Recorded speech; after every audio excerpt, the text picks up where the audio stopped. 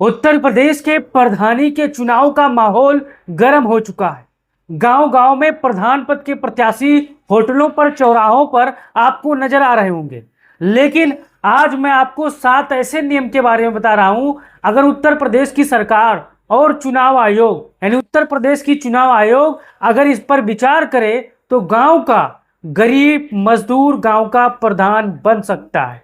जी हां साथी, कुछ ऐसे सुझाव और ऐसे नियम हैं कि अगर उत्तर प्रदेश के प्रधानी के चुनाव में अगर ये लागू हो गए तो गांव का गरीब आदमी, 100 रुपए रोज कमाने वाला आदमी गांव का प्रधान बन सकता है और गांव को बेहतर तरीके से यहां पर चला सकता है। अब हमारे पीछे आप तस्वीर देख सकते हो, उत्तर प्रदेश प्रधानी चुनाव अगर लागू हो गए 7 नए नियम तो गरीब मजदूर भी बन जाएंगे गांव के प्रधान। ये ऐसा नियम है जो आप जितने भी हमारे प्रधान का चुनाव लड़ने वाले साथी हैं उस वीडियो को आप जरूर देखिएगा और कमेंट बॉक्स में अपना राय जरूर दीजिएगा। बताइएगा कि आपको ये नियम कानून कैसा लगा। क्या उत्तर प्रदेश के आने वाले 2026 के पंचायत चुनाव में ये नियम को लागू करना चाहिए, होना चाहिए? आपका क्या राय है, आप राय दीजिए। अब यहां पर आप देखिए साथियों, नियम 1 यानी इसको भी आपको देखो और समझना जरूरी है। नियम 1, ग्राम सेवा पात्रता प्रमाण पत्र। अब ये क्या है? जिस भी उम्मीदवार ने पिछले 5 वर्षों में ग्राम स्तर पर कम से कम 200 दिन तक शारीरिक या सामाजिक सेवा कार्य किया हो, जैसे मनरेगा के अंदर मजदूरी की हो, खेतिहर मजदूरी, नाली सफाई, निर्माण सफाई कर्मी, स्वयं सेवा द्वारा ग्राम सभा में योगदान जैसे वृद्धों की सेवा, गांव की चौकीदारी, शिक्षा में सहयोग। अब इसमें क्या फायदा होगा? उससे ग्राम सेवा पात्रता प्रमाण पत्र जारी किया जाएगा जो उसे चुनाव में विशेष श्रेणी का उम्मीदवार बनाएगा। साथियों, यह प्रमाण पत्र क्यों बेहद जरूरी होगा ये आप समझ लीजिए आसान भाषा में। अब जो बेचारा प्रधान प्रत्याशी होगा उसको 200 दिन कम से कम अपने गांव में मजदूरी करनी है, खेती करनी है, यानी लोगों को खेती के बारे में बताना है, नाली सफाई, निर्माण सफाई कर्मी, इसके बारे में भी जनता में बताना है और सफाई करके भी दिखाना है कि किस प्रकार से नालियों को साफ किया जा सकता है, किस प्रकार से कचरे को नाली में गिरने से रोका जा सकता है। और स्वयं सेवा द्वारा ग्राम सभा में योगदान जैसे वृद्धों की सेवा, गांव की चौकीदारी, शिक्षा सहयोग, यानी अपने स्तर का जो काम हो जो गांव में गरीबों के लिए वो कर सके साथियों, निस्वार्थ भाव से। अब अगर आप समझ गए होंगे तो अपना राय जरूर दो। अब चलते हैं दूसरी तरफ। नियम 2, नामांकन शुल्क में 100% छूट।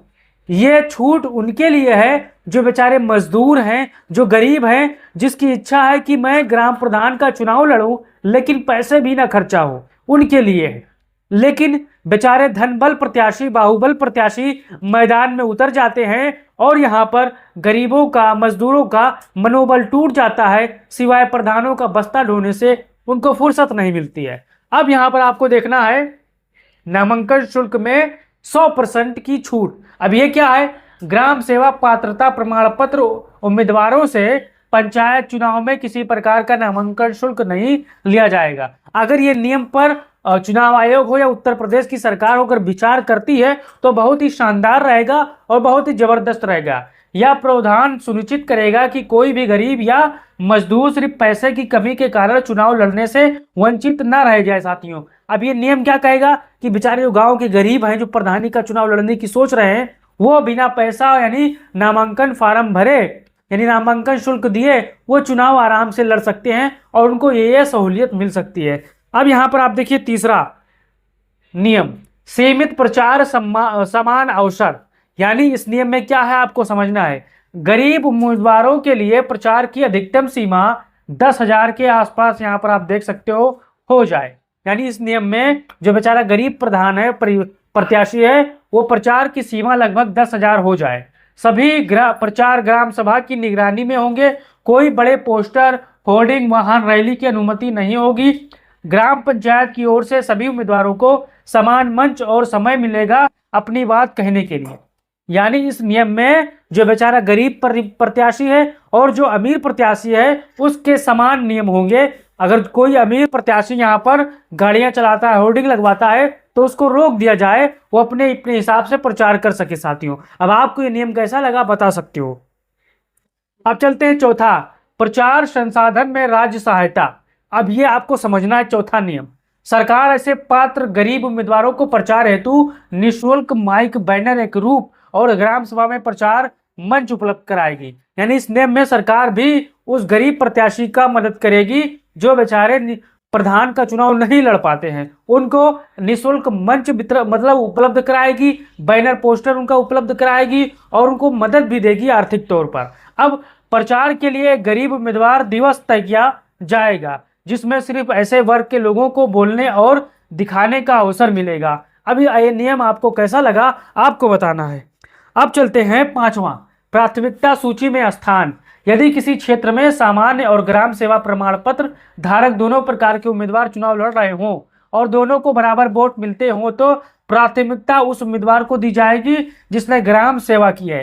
अब मान के चलिए 2 ग्राम प्रधान का चुनाव लड़ रहे हैं, एक भी 500 वोट पाता है यानी जो ग्राम सेवा किया है यानी जिसके पास प्रमाण पत्र है, और एक सामान्य उम्मीदवार है वो भी 500 वोट पाया है, तो प्रत्याशी किसको विजय श्री प्राप्त होगी? उस उम्मीदवार को प्राप्त होगी जिसने लगभग 200 दिन अपने हिसाब से ग्राम सभा की सेवा की है। आप ये समझ जाइए। अब यह लोकतांत्रिक और नैतिक रूप से उस व्यक्ति को महत्व देगा जिसने जमीनी स्तर पर सेवा की है। यानी ये जो लोकतांत्रिक प्रक्रिया है वो बेचारे गरीब प्रधान को मिलेगा, मजदूर प्रधान को मिलेगा जो कि अपने गांव की उन्होंने मजबूती के साथ सेवा की हो। अब यहां पर आप देखिए छठवां, पारिवारिक संपत्ति सीमा। यदि कोई उम्मीदवार ग्राम सेवा प्रमाण पत्र के आधार पर चुनाव लड़ रहा है तो उसकी पारिवारिक वार्षिक आय 2.5 लाख से अधिक नहीं होनी चाहिए, ताकि ये योजना उन्हीं जरूरतमंदों के लिए हो जिनके पास संसाधनों की कमी है पर सेवा का जज्बा है। यानी उन्हीं प्रधानों के लिए यहाँ पर उपलब्ध हो, उन्हीं प्रत्याशियों के लिए जिसके पास पैसे कम हो लेकिन गांव के प्रधान बनने का सपना हो। अब यहाँ पर 7वां और 8वां और अंतिम नियम यहाँ पर आपको समझना है। झूठा प्रमाण पत्र देने पर दंड। यदि कोई व्यक्ति झूठा ग्राम सेवा प्रमाण पत्र या गरीबी प्रमाण पत्र देकर लाभ लेने की कोशिश करता है तो उस पर 25,000 का जुर्माना और 5 साल तक चुनाव लड़ने पर प्रतिबंध लगाया जाए।